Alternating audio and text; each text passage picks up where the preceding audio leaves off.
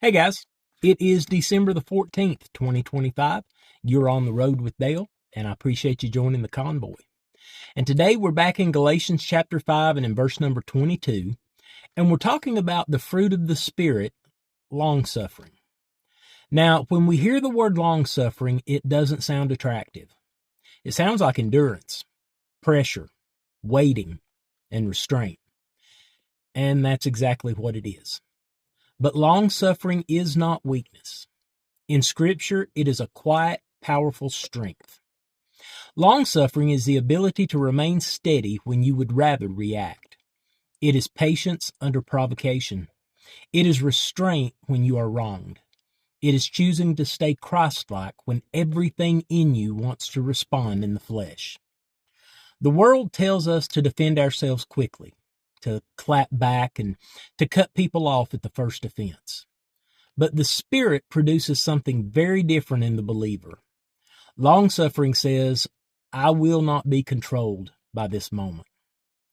God Himself is described as long-suffering. Over and over in the Bible, we see a God who is slow to anger and rich in mercy. If God were not long-suffering, none of us would stand. Every breath we take is evidence that He is patient with us, even when we stumble, fail, or fall short. And that puts things into perspective. Long-suffering does not mean ignoring sin or pretending wrong doesn't matter. It means responding with wisdom instead of impulse. It means allowing God time to work, both in others and in us. This fruit shows up most clearly in relationships, in marriage, in parenting, in friendships, in traffic, in conversations where emotions run high. Long-suffering is what keeps us from saying words we can't take back and making decisions that we'll regret. Long-suffering is not something we manufacture. It is something the Spirit produces.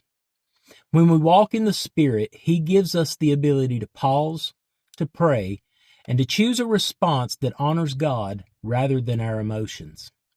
Sometimes long-suffering looks like silence. Sometimes it looks like forgiveness.